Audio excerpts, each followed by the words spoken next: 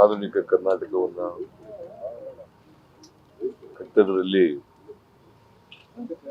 ಬಹಳ ಶ್ರಮ ವಹಿಸಿದ್ರು ಅಂತಕ್ಕಂಥದ್ದನ್ನ ಇವತ್ತು ನಾವು ಅರ್ಥ ಮಾಡ್ಕೊಳ್ಬೇಕಾಗ್ತದೆ. ಅವ್ರ ಕಾಲದಲ್ಲೇ ಈ ವಿಧಾನಸೌಧ ಆದದ್ದು.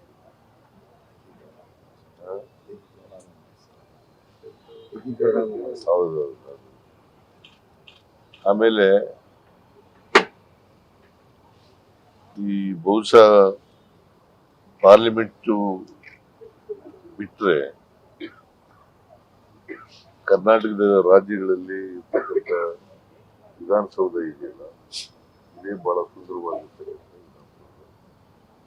ಇದನ್ನ ಕೆಂಗಲ್ ಮಂತ್ರಿಯವರು ಅವರ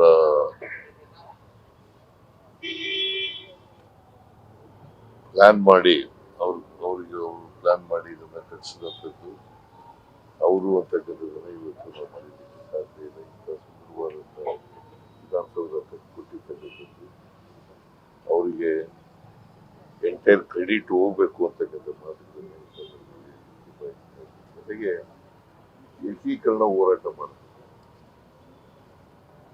ಇವತ್ತು ಕರ್ನಾಟಕ ಏಕೀಕರಣ ಆಗಿದೆ, ದೇಶದಲ್ಲಿ ಏಕೀಕರಣ ಆಗಿದೆ. ಅವ್ರದ್ದು ಕೂಡ ಕೆಂಗಲ್ ಮಂತ್ರಿಯವ್ರ ಪಾತ್ರ ಇದೆ ಅಂತಕ್ಕಂಥ ಕೇಂದ್ರದಲ್ಲೂ ಕೂಡ ರೈಲ್ವೆ ಮಂತ್ರಿ ಆಗಿದ್ದಾರೆ.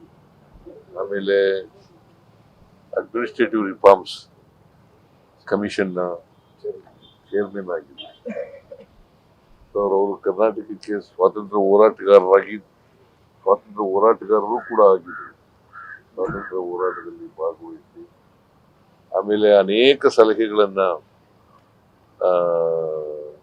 ಸಂವಿಧಾನ ರಚನಾ ಸಮಿತಿಗೆ ಕೊಟ್ಟಿದ್ರು ಅಂತಕ್ಕಂಥದ್ದನ್ನು ಕೂಡ ಇವತ್ತು ನಾವು ಮರೆಯಲಿಕ್ಕೆ ಸಾಧ್ಯ ಆಗಲ್ಲ. ಅಂತ ಒಬ್ಬ ಶ್ರೀಮಂತ ರಾಜಕಾರಣಿ ಈ ರಾಜ್ಯದ ಮುಖ್ಯಮಂತ್ರಿಯಾಗಿ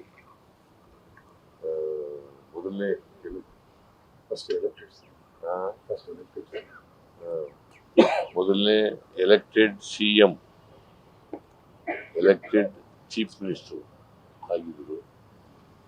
ಆದ್ರೆ ವಿಧಾನಸೌಧ ಒಂದು ಏನಪ್ಪ ನೋವು ಸಂಗತಿ ಅಂತಂದ್ರೆ, ಅವರು ಉದ್ಘಾಟನೆ ಚೀಫ್ ಮಿನಿಸ್ಟರ್ ಆಗಿ ಉದ್ಘಾಟನೆ ಮಾಡಿದ್ರು.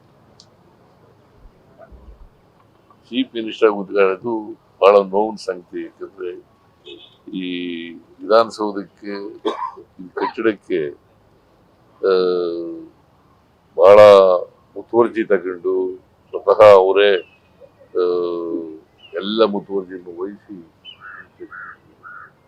ಉದ್ಘಾಟನೆ ಅವರು ಚೀಫ್ ಮಿನಿಸ್ಟರ್ ಆಗಿ ಮಾಡಲಿಲ್ಲ ಅಂತಕ್ಕಂಥ